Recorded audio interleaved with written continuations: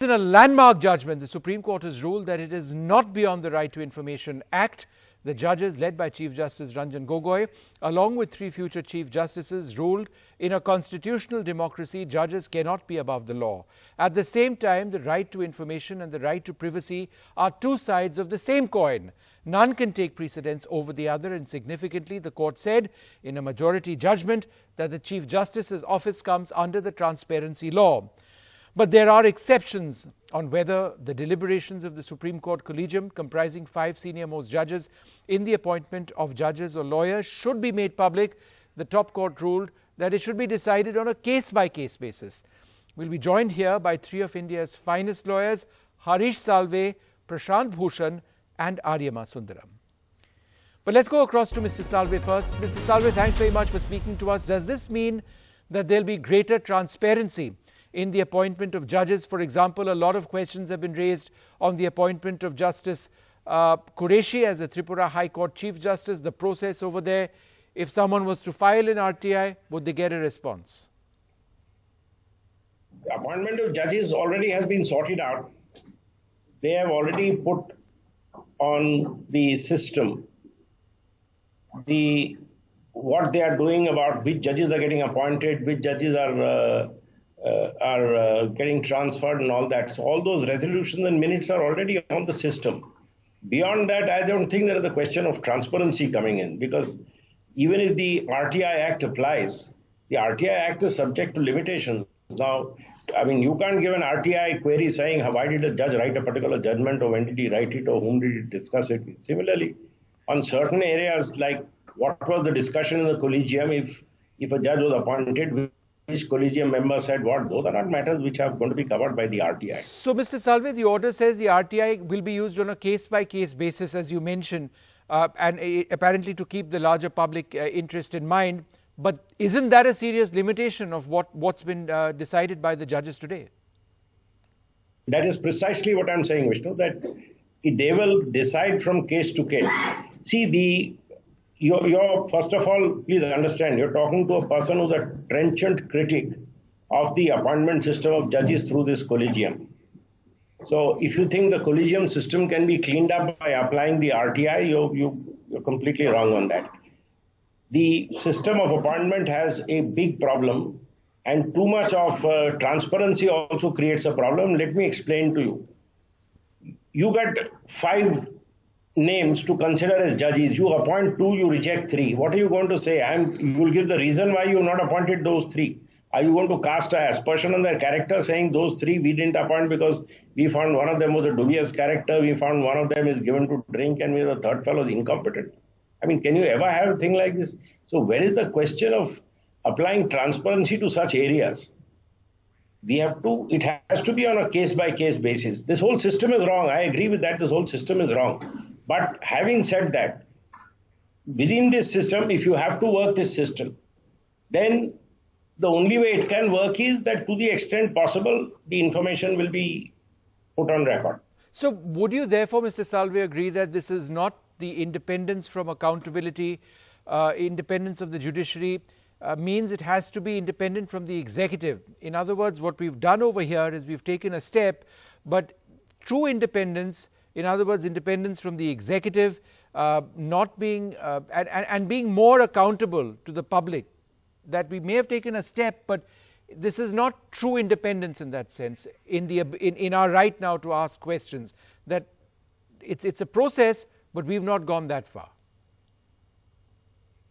No doubt about it. And I think it's a very good thing that the Supreme Court has come forward and taken the view that the RTI Act applies to the judges. I think it's a big move. I remember when this matter came up for the first time, there was almost horror saying, my God, RTI is now being applied to Supreme Court. Now, today the whole, the wheel has turned full circle. Today, 5 judges have come thumpingly down in favor of applying RTI to the Supreme Court. So is there a worry that RTI can end up being used for endless litigation and end up being, who knows, a tool of surveillance, that, that litigants would go on and try and get after judges to try and probe for some information? I am telling you, the problems of applying RTI are such, it can only be applied on a case-to-case basis. Disgruntled litigants people who have ulterior motives can play hell into the system. And then on an RTI inquiry being answered, not being answered, the innuendo and gossip starts. So it has to be done very carefully. All right, Mr. Salve, let's see what really happens. Thanks very much for joining us. Thanks very much indeed, sir. Well, joining us now, Prashant, Bhushan, who's been the lawyer for the petitioner in the case, and Aryaman, Sundaram, two of the finest lawyers in the country. And in a few moments from now, we'll also be joined by another legal luminary, Harish Salve. Let me go across to you first, Mr. Bhushan. I know you have your reservations, because I've read about them, on what this actually achieves. But in the context of some cases, for example, transparency in the appointment of judges, do you believe this is a step forward when questions can be asked? We've all read about Justice Qureshi, his appointment to the Tripura High Court.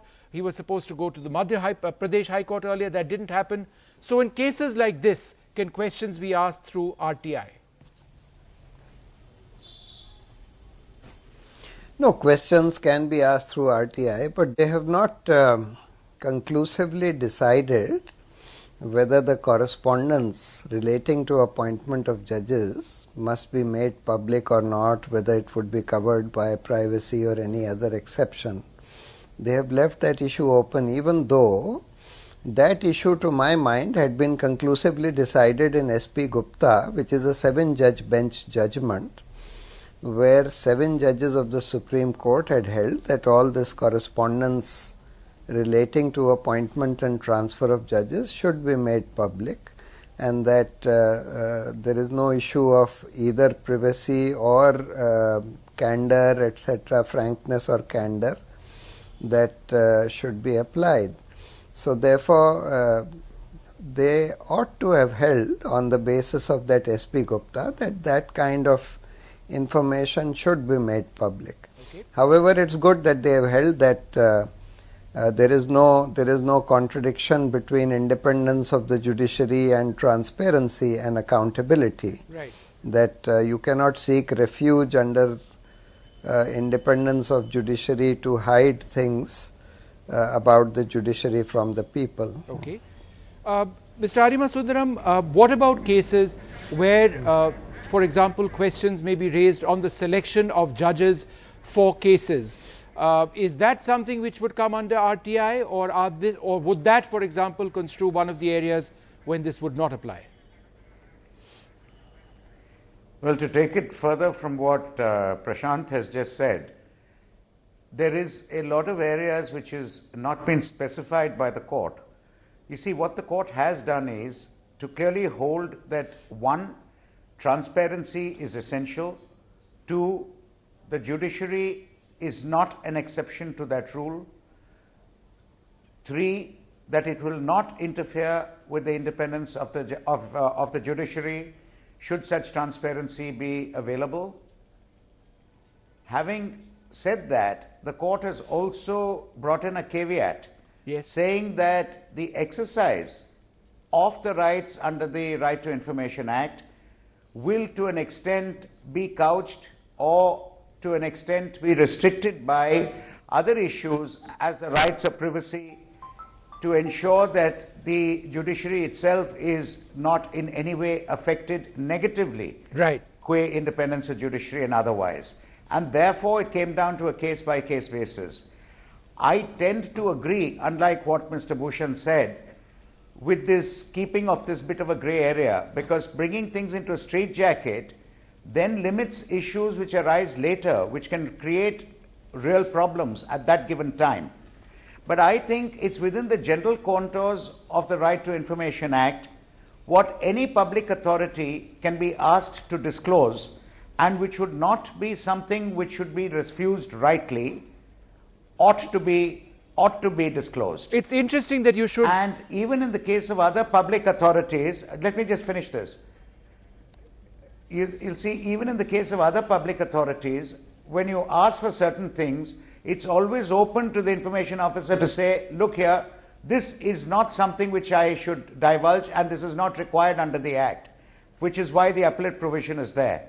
So to that extent, I would say that for the time being, we should take it that all aspects which would legitimately come with the administrative, under the administrative head, the non-judicial activity of the Supreme Court ought to come within the ambit of the Act, subject to exceptions where rights of privacy, etc., are affected. Okay, Mr. Bhushan, does that work for you? The point that there is a certain grey area over here.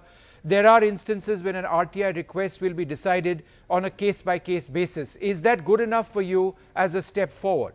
Or do judges, in your own words, still continue to inhabit a different universe? Off again.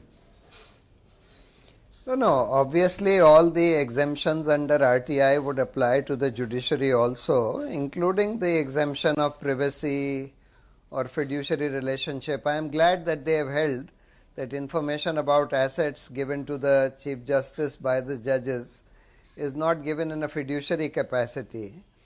But they ought to have further said that it's not private information which can be hidden because there would be a public interest override available.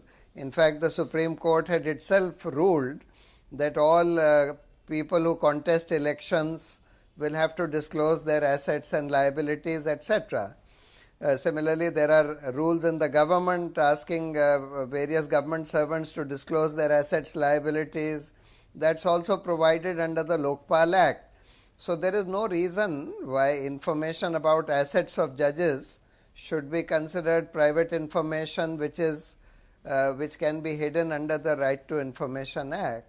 Right. So actually many of these things were already covered in a way by earlier judgments, on the basis of which they could have given a very clear ruling on these issues. Right. Well, clearly, sir, you would have liked this to have been more clear than it is. It's still, I think you would agree, a step forward. But thank you both very much for joining us to share your views on this.